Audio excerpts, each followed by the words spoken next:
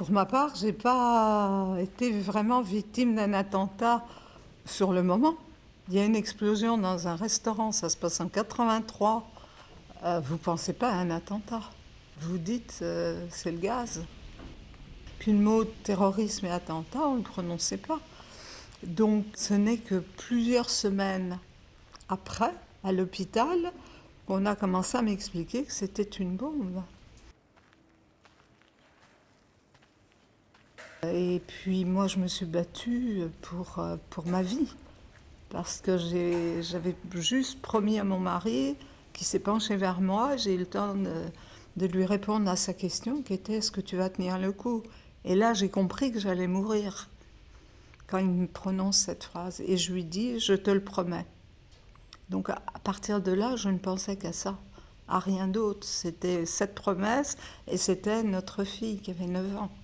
Et à partir de là, moi j'ai continué à lutter pour ma vie, après pour lutter pour garder mes jambes, pour lutter pour retourner chez moi. Et ce n'est qu'une fois chez moi, en 85, qu'en tant que juriste, je me suis posé des questions.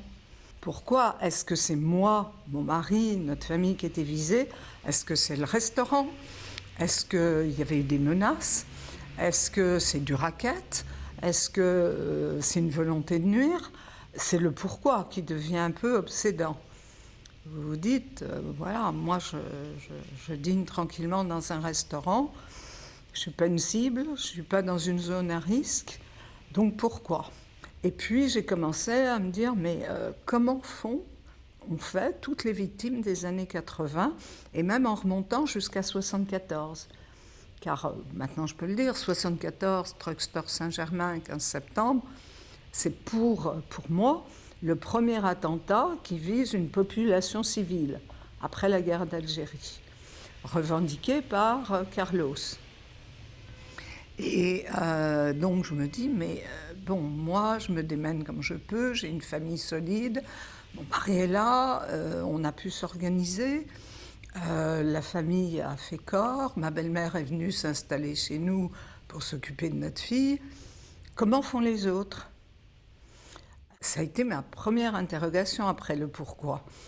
Et on a eu l'idée de créer une association de victimes, SOS Attentat, pour déjà retrouver, recenser les victimes. Et on s'est heurté au fait que le ministère de l'Intérieur nous répondait « mais on ne peut pas vous donner le chiffre, on ne peut pas vous aider, parce que toutes les victimes rentrent dans la catégorie victimes d'infraction pénale, d'agression. Le mot terrorisme n'existe pas en droit français, donc on ne peut pas vous dire qui a été victime d'un attentat ou qui a été victime d'une agression. » Donc il y avait des problèmes de remboursement de soins, il y avait des problèmes psychologiques, il y avait des problèmes sociaux, il y avait des problèmes professionnels. Il y avait des couples qui, donc quand on a retrouvé la trace, qui avaient volé en éclats, des familles qui avaient volé en éclats. Enfin, on découvre avec mon mari un monde invraisemblable de gens à l'abandon.